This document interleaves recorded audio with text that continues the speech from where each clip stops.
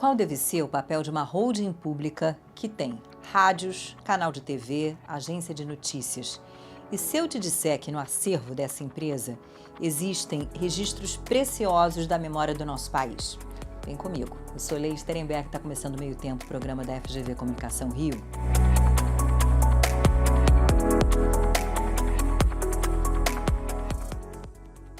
O meu convidado hoje é o Jean Lima, presidente da Empresa Brasil de Comunicação, a EBC. Bem-vindo, Jean. Obrigado, Leila. É um prazer enorme estar aqui no Meu Tempo. Satisfação ter essa conversa com você. E a gente, antes de gravar, estava falando de Brasília, porque eu morei em Brasília, de onde o Jean é. Isso. Jean, a gente costuma começar nossa conversa quebrando o gelo. Você é doutor em História Econômica, mestre em História Social. Virar presidente da EBC foi uma espécie de plot twist no roteiro da tua carreira? Bem, essa história muda em 2010. Em 2010 eu estava seguindo a carreira acadêmica, prestando uma seleção para o doutorado na USP. E eu dava aula numa escola privada e aula de História do Brasil. Eu era o responsável por toda a cadeira de Brasil, Brasil colonial até o Brasil República recente. E fazia uma consultoria na área de educação. Então, minha carreira toda estava voltada para o meio acadêmico. Fizemos todo o processo de seleção e no final da seleção para o doutorado da USP eram 4 vagas e só tinham 8 pessoas concorrendo. Então, aí fiz a etapa final, que é entrevista e tudo. Na hora de dar o resultado, não tinha ninguém que estava disputando as vagas, tinha sido aprovado e estava na lista. Falei, caramba, além de mim, todo mundo reprovou, o cara não escolheu ninguém para ser orientador. E aí, nesse momento, o Partido dos Trabalhadores tinha ganhado o governo lá com a Agnello, em Brasília, e eu recebi o convite para ir trabalhar no governo.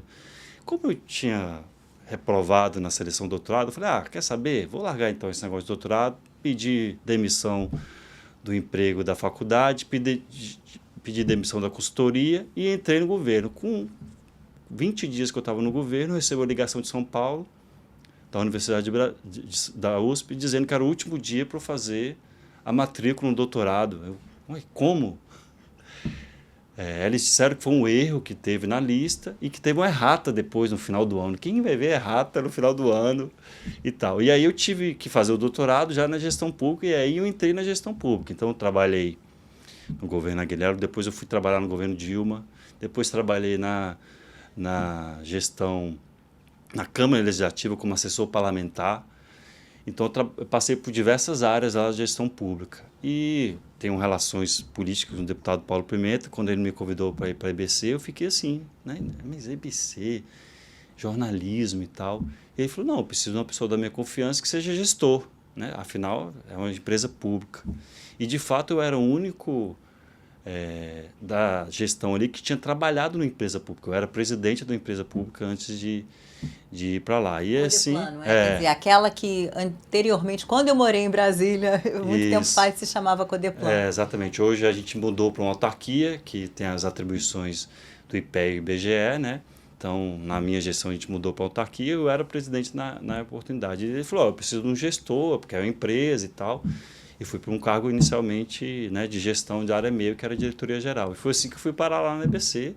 E para mim está sendo um desafio enorme, né, trabalhar com comunicação, muitas janelas, muitas oportunidades e não tem monotonia. Posso imaginar. Mas explica para quem não conhece, para principiantes, né, o que é a EBC e o que existe sob o guarda-chuva dessa holding, porque é um bocado de coisa. Isso, é bom você falar de holding mesmo, porque de fato é. A Constituição, ela prevê que o sistema de comunicação é dividido em 3 segmentos. O segmento comercial, que apesar de funcionar com licença pública, né, concedido para as grandes empresas de TV e rádio comerciais, que o público em geral conhece, então esse é um tipo de segmento. O outro é o segmento estatal, que a gente tem TV Justiça, TV Câmara, TV Senado, as Assembleias Legislativas Estaduais, que é o papel do Estado se promover, né, e fazer a sua comunicação de forma legítima que prevê a Constituição. E o terceiro segmento é a comunicação pública, que é a comunicação que não tem os interesses do comercial, que é uma comunicação que prevê a cidadania, que prevê a diversidade, que prevê a pluralidade. Então a EBC ela cuida desses 2 segmentos. a comunicação pública e a comunicação governamental. Então está debaixo do seu guarda-chuva todos os veículos que, como você disse também na introdução, são veículos tradicionais, como a Rádio Nacional, que vai fazer 90 anos, a Voz do Brasil, que ano que vem faz 90 anos também, um programa... Rádio MEC também, né? Rádio MEC já é centenária, né? A Rádio MEC fez 100 anos. Então a gente tem dentro do escopo da EBC a comunicação pública, que é TV Brasil, que juntou várias TVs, né? TVE, TVs educativas e tal, a Rádio Nacional e a Rádio MEC e a Agência Brasil. Então são os veículos da comunicação pública.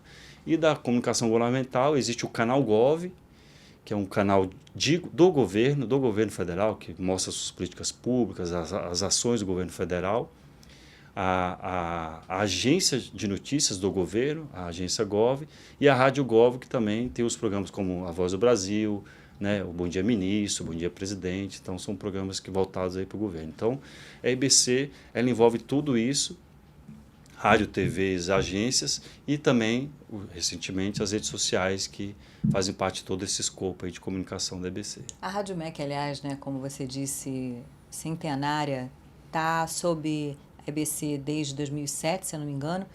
E eu estava lendo, tem coisas incríveis no acervo, como eu disse na introdução, né? Parece que tem, claro, um acervo musical incrível, mas falas também, claro que do Vargas, mas até do Churchill. Então Sim. É uma preciosidade. Sim, imagina, a gente tem todos os momentos políticos dos últimos 90, 100 anos registrados nas rádios.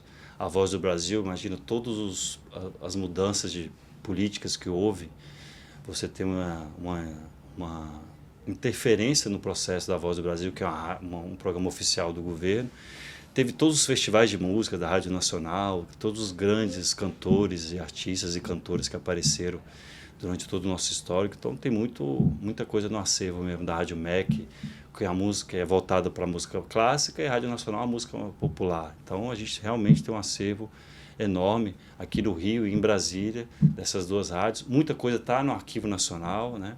Na Biblioteca Nacional. Então realmente foi tudo juntado na EBC, que virou essa grande holding da comunicação pública em 2007, quando foi feita a medida provisória, que depois se converteu em lei em 2008. Como missão mesmo, qual você acha que deve ser o papel de uma holding pública de comunicação? Olha, hoje a gente tem 3 missões essenciais. Uma é informar a população, informação com credibilidade, né? E a segunda é o combate à desinformação. A gente sabe que hoje é um grande desafio, a gente vai falar um pouco disso, principalmente quando falar de rede social. O combate à desinformação para os veículos de comunicação é uma agenda do dia.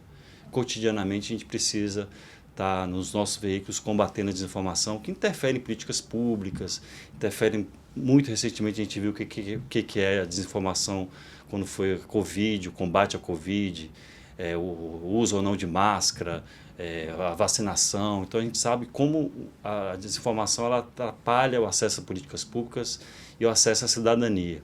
Então esse seria o primeiro, informar; o segundo, combate à desinformação; e o terceiro é o próprio fortalecimento da democracia, né? A democracia prescinde de ter veículos de comunicação livres, que que retrate a sua cidadania, principalmente a identidade, a pluralidade brasileira, a diversidade brasileira, e é isso que a gente prevê aí nos nossos diretrizes e nossas ações na EBC, é que ela seja esse canal que transmita para a população a cultura brasileira, a identidade brasileira. Então, tem esse outro papel de fortalecimento da democracia. E a TV Brasil, de acordo com o relatório até aqui da FGV Comunicação Rio, é das instituições federais aquela que tem maior engajamento nas redes sociais, é isso? Isso, aí é um trabalho que a gente precisa realmente contar e dizer qual foi a estratégia. Na nossa gestão, no início do ano passado, nós criamos, dentro do organograma da empresa, uma superintendência específica que cuida das redes sociais. São mais de 30 perfis.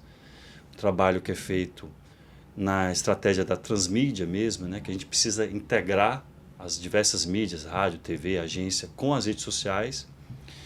Leila, a gente tem visto, e saiu recentemente esse dado, não lembro qual foi o instituto, que a cada ano o Brasil tem muito perda de leitores. A população tem lido menos. Em contrapartida, é a população que mais acessa e se informa pelas redes sociais. Então, como uma empresa de comunicação, a criação da Superintendência de Mídias Sociais é uma forma de fortalecer essa interação entre as mídias com as redes sociais, que é onde as pessoas se informam, né? O jornal impresso, até o telejornal, perdeu muito espaço para as redes sociais. A gente tem uma geração que se informa pelas redes sociais. Então, integrar todos esses modais com as redes sociais é uma premissa da comunicação hoje, e a comunicação pública precisa disso. Então, isso está dentro do nosso organograma, uma equipe específica de mais de 30 profissionais que atuam especificamente em cada perfil, tudo orgânico. Então, a gente conseguiu desenvolver um engajamento orgânico desses perfis, porque, como a gente conversou aqui, a EBC é um polo de informações, né? Então, a gente tem desde o entretenimento, da cultura, até a política pública, que é a parte governamental, de acesso às políticas públicas. Então, sai um programa de governo, você informa, e também a parte de entretenimento, toda a parte cultural. Então, por ser esse catalisador de informações, de dados, está associado às redes sociais, providencial no tempo de hoje. Eu acho que foi um acerto, os dados têm mostrado isso. A TV Brasil, como você falou, é o órgão federal, né? o perfil federal com mais acesso e engajamento. A gente tem no TikTok, no canal Gov, que já é uma rede muito voltada para o jovem. Então, saber que o canal Gov dialoga com a população mais jovem é muito importante, porque você consegue acessar um público que mudou um pouco a dinâmica de se informar. Então, foi vital a criação dessa superintendência. A gente está muito satisfeito com os resultados que a gente tem obtido. E você tem que ter linguagens diferentes, né? Então, você vai falar de um jeito no TikTok, de outro jeito no LinkedIn, de outro jeito no Instagram, Exatamente. E assim sucessivamente. A TV Brasil, aliás, tem um case, que é o Sem Censura, que é um programa antigo e que está com uma nova roupagem, e acho que é uma estratégia que deu certo. Isso, a gente, quando assumiu, a gente primeiro separou o que estava junto, né? Aqueles dois segmentos que eu falei no início, a comunicação pública e a governamental, estava junta. Então era isso, você estava vendo uma programação, um desenho pela manhã, e de repente interrompia para a fala do presidente. Então a gente fez um processo que é a separação, que é vital para a comunicação pública ter essa independência do noticiário do governo. Então foi o primeiro processo que a gente fez. Na reconfiguração, no reposicionamento da TV Brasil, a gente retomou programas que eram icônicos da TV brasileira, icônicos, e reformatamos aí o Sem Censura, com um novo cenário. Conseguimos trazer a Cissa com todo o carisma, a competência que ela Cissa tem. Guimarães. Cissa Guimarães. E aí o programa já está fazendo quase um ano, é um sucesso também nas redes sociais, que trata de temas do dia a dia, temas do cotidiano, temas da realidade brasileira, com muito carisma que a Cissa tem com os convidados. Então, é um dos programas que a gente retomou, como estamos retomando agora, dia 8 estreia o Samba na Gamboa, que teve 10 temporadas com o Diogo Nogueira, agora vai ser com a Tereza Cristina. Então, faz parte a retomada do Sem Censura, do Samba na Gamboa, o reposicionamento da TV Brasil como uma TV que dialoga com o povo brasileiro, que é a TV do povo brasileiro, que demonstra a cultura do povo brasileiro. E que agora vai produzir novela, inclusive. Isso. Aí, nesse processo também de reposicionamento, a gente fez uma retomada da TV Brasil ser a TV do audiovisual brasileiro. Então, foi uma decisão de governo, em parceria com o Ministério das Comunicações, com a Ancine, Agência de Cinema. A gente fez um edital específico do audiovisual, que é dividido em 7 eixos de atuação: infantil, infanto-juvenil, culinária, turismo. E tem, dentro desses 7 eixos, aí a ideia de produção de uma TV. A gente tem os direitos da Janete Claire, que era a radionovela, e a ideia é que a produtora vencedora apresente um projeto de novela que seja uma coprodução com a EBC, porque é um gênero que a gente sabe que o povo gosta, que o povo brasileiro tem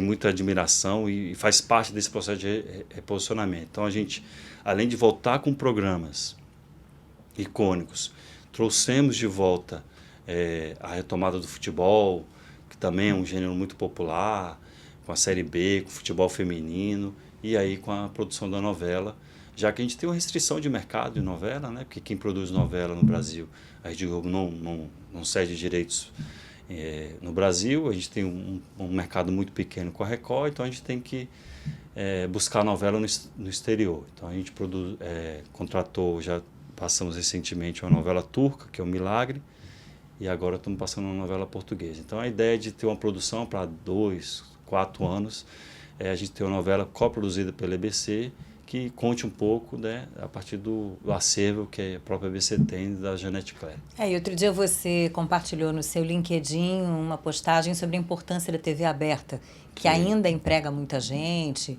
então para o audiovisual brasileiro ainda é muito importante. E aí é um desafio a mais, né? Porque você tem que fazer TV aberta, como disse você, convivendo com esse ambiente digital que é absolutamente rico e desafiador. E tem esse outro lado que é o lado econômico, né? Quando você solta uma política dessa de governo, que envolve, como disse a EBC, MINC e Ancine, você potencializa o setor da economia criativa, o audiovisual brasileiro, e a TV Brasil sendo essa janela do audiovisual brasileiro. Isso foi uma das ações que a gente fez. Resgatamos o Prodave, tinha mais de 80 milhões investidos na produção brasileira, que tinha sido paralisada no governo anterior. Prodave é produção de audiovisual, é isso? É uma linha de financiamento também da Ancine voltada para a TV pública. Prodave é uma linha de financiamento voltada para as TV públicas, e hoje a gente já está passando os programas, filmes, documentários provenientes desse edital. Então, é fortalecimento do audiovisual brasileiro e a TV Brasil sendo a janela do audiovisual brasileiro, né, que mostra a sua brasilidade, tem um caráter também regional. Então, nessa seleção, a gente vai privilegiar as produções do norte e do nordeste do país, com produtores do norte e do nordeste do país. Tem a questão também de gênero e racial, que os produtores têm nos seus quadros mulheres e pessoas negras, né?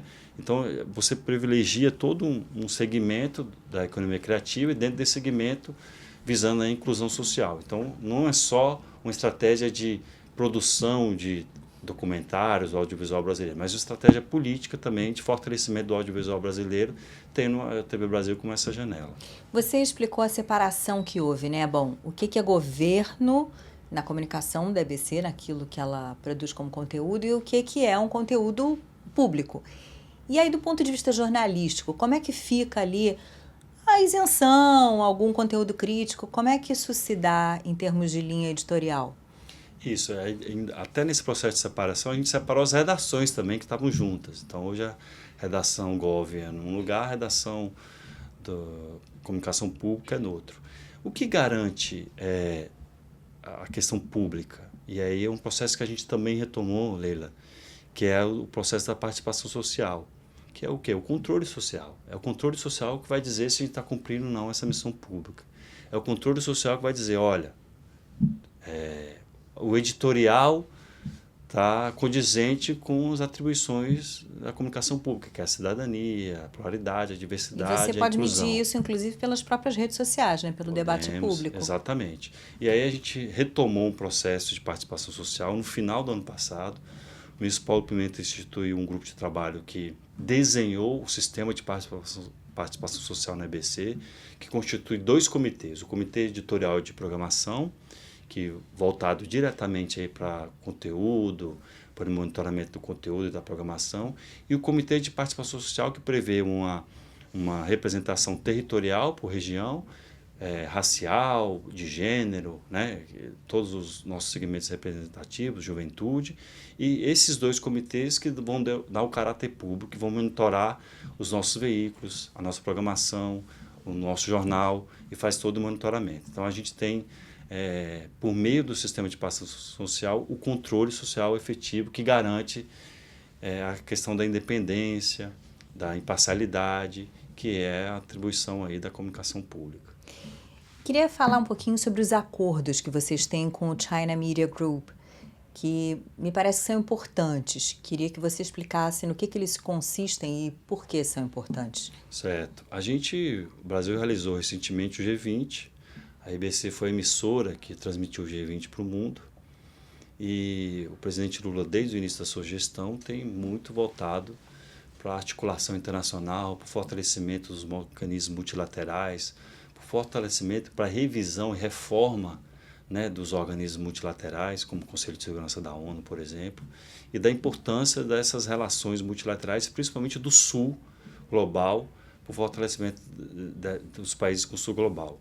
E aí faz parte dessa estratégia essa relação com o China Media Group, que é um conglomerado enorme de TVs e rádios da China. E a gente também fez recentemente uma parceria com a Xinhua, que é a agência de notícias da China. Então é dentro dessa estratégia geopolítica de fortalecimento da relação com o Sul global, que pensa não só a questão de desenvolvimento econômico dos países emergentes, mas também a questão cultural, educacional. E essa parceria prevê troca de conteúdo, prevê troca de conteúdo jornalístico, capacitação profissional. Então, envolve uma gama de áreas e especializações que visa aí o fortalecimento das mídias públicas do Sul global. A Xinhua, por exemplo, num evento recente que a gente fez com ele em São Paulo, foi instituída uma agência de notícias do Sul global, com mais de 70 países que vão participar, e a RBC está nesse processo. Então, essa é a ideia, né? Ao fazer essa parceria com a China, com grandes conglomerados de comunicação chinês, é a gente fortalecer a comunicação pública do Sul global, com debates sobre inteligência artificial, como a gente introduz isso no jornalismo, fazendo um debate ético, ao mesmo tempo que a gente sabe que é importante para a automação, para o trabalho da automação no jornalismo. Então, o uso da inteligência artificial é um dos propósitos que também está envolvido nesse acordo de cooperação aí com as agências chinesas. Já que você falou em inteligência artificial, você me deu o gancho para a gente conversar um pouquinho com a inteligência artificial. Ô Jean, eu pedi ao ChatGPT para avaliar como tem sido a sua gestão à frente da EBC. Aí ele procurou na internet e achou conteúdo, segundo ele, em 5 páginas. E eu fui ver que as 5 páginas eram da própria EBC, mas tudo bem, vamos lá. Aí o que ele disse? A gestão de Jean Lima na Empresa Brasil de Comunicação, iniciada em dezembro de 2023, tem focado no fortalecimento da comunicação pública, reposicionamento estratégico da empresa. Sob sua liderança, a EBC intensificou sua presença em eventos de grande porte, como a cobertura do G20 Social, que contou com ampla produção de conteúdo audiovisual jornalístico, incluindo transmissões ao vivo e reportagens especiais. Essa abordagem tem sido elogiada por seu esforço em ampliar a pluralidade e combater a desinformação. Outro marco importante foi o investimento recorde de 110 milhões de reais destinado à TV Brasil e à Rede Nacional de Comunicação Pública. Aí vai indo. No entanto, como acontece em qualquer gestão pública, as iniciativas estão sujeitas a avaliações diversas, especialmente considerando as expectativas da sociedade sobre a função da EBC no cenário midiático brasileiro. Bom, o que disse muito esse finalzinho é aquela coisa politicamente, enfim, né, do ChatGPT normal. Mas o que você achou dessa avaliação dele? Interessante. E é importante a gente dizer o seguinte, tudo que a gente falou desses quase 2 anos que a gente vai completar, eu e toda a direção que está lá na EBC, a gente teve uma decisão política, que foi esse de fortalecer a comunicação pública, de separar os canais. Então, todo esse trabalho tem um respaldo político do presidente Lula, do ministro Paulo Pimenta, e é um esforço a partir de uma decisão política, que é do fortalecimento da comunicação pública, que tinha sido desestruturada na gestão anterior. Então, a inteligência artificial é isso, você precisa agregar informações, né, da busca que foi feita e tal, é um instrumento para a produção de conteúdo, e para a gente é muito importante o uso da inteligência artificial, seja do ponto de vista do debate estratégico, ético, do seu uso, seja do ponto de vista do cotidiano ali, do uso no jornalismo, na produção audiovisual do modo geral. E como é que você vê o desafio de ter uma política de comunicação pública que seja de Estado e não de governos? Porque dependendo da orientação do governo, né, de quem está mandando, a coisa vai para um lado, vai para o outro. Você mencionou a gestão anterior, que tinha uma outra visão. Então, como é que você preserva essa política de Estado, né, e não faz e desfaz? Dá para construir algo que não fique tanto ao sabor até da polarização política? É um processo mais difícil, mas é possível. A gente tem discutido aí a reestruturação em diversas áreas, né? Primeiro, o fortalecimento ali do corpo funcional. Então, nós estamos discutindo um plano de cargos e salários com os sindicatos, que é para isso, justamente para fortalecer as categorias, né, que atuam dentro do EBC. A gente está reformulando também a parte administrativa para agilizar o processo de licitação, de contratação. Estamos fazendo revisão em todo o Rio, que é o regimento interno de compras e licitações. Então, nós contratamos uma consultoria específica para a gente fazer todo esse arcabouço jurídico, que vai dar mais suporte, porque a gente tem, do dia para a noite, que montar um cenário, né, que contratar diversos tipos de serviços, camareira, maquiagem, a satélite. Então, a gente trabalha com um complexo nível de serviços e informações, então a gente precisa ter essa dinâmica. Então, estamos também reestruturando a parte administrativa com essa consultoria, que aí prevê alteração de estatuto, fortalecimento do regimento, no que tange aí a contratação, o modelo de contratação. Então, são formas que a gente tem de institucionalizar uma forma e um método de gestão que seja mais eficaz e mais eficiente, porque a gente tem uma restrição orçamentária. Por ser uma empresa pública dependente, é diferente dos nossos concorrentes que são privados, que visam o lucro, né, que tem uma atuação voltada para o lucro. A gente tem que aplicar todos os nossos recursos, os resultados que a gente comentou aqui que foram alcançados com o mesmo orçamento que a gestão anterior deixou. A gente não teve aumento orçamentário. Então, a gente precisa ter muita eficácia e eficiência na aplicação dos recursos públicos, porque eles são limitados e a gente trabalha dentro dessa limitação. Sem dúvida. E você citou a inteligência artificial. Ela já está presente nos processos, agilizando processos e melhorando até a produtividade nas empresas da EBC? Ainda não, timidamente. A gente ainda está timidamente. Nós estamos fazendo debate dentro do governo e com a sociedade civil também sobre a TV 3.0 e também a aplicação disso, desenvolvimento de streaming público, junto em diálogo com o Ministério das Comunicações, que também tem uma proposta de streaming público. Então, o debate da inteligência artificial também vai estar na forma como a gente vai ver a TV, que é a TV 3.0, que é o celular, basicamente, né? Que a gente vai ter o consumo da TV como se fosse aplicativos. A gente sai da lógica linear dos canais e vamos para a TV 3.0, que é um celular mesmo, né? A gente vai se consumir por meio da lógica de aplicativos e também do streaming público, que abarque toda a produção do audiovisual público brasileira, do MEC, Ministério da Educação, a produção que tem voltado para as escolas, universidades. Então, a gente tem pensado a aplicação também, do ponto de vista mais conceitual, por enquanto, da inteligência artificial nesses novos instrumentos, que é a TV 3.0, que é o streaming público, o desenvolvimento do streaming público, em diálogo que a gente está com a FINEP, por exemplo, para a gente desenvolver um streaming público, que aí passa também pelo debate da inteligência artificial, né? Como a gente somatiza essas informações dentro do modelo de inteligência artificial. Muita coisa, né? Muita Enfim, coisa. Tédio você não tem, realmente, não. Temos. E ainda arruma um tempinho para dar uma entrevista aqui para mim. Muito obrigada, Jean. Foi um prazer falar contigo. Prazer foi meu. Agradeço a oportunidade de estar aqui e falar um pouco sobre o nosso trabalho lá na EBC.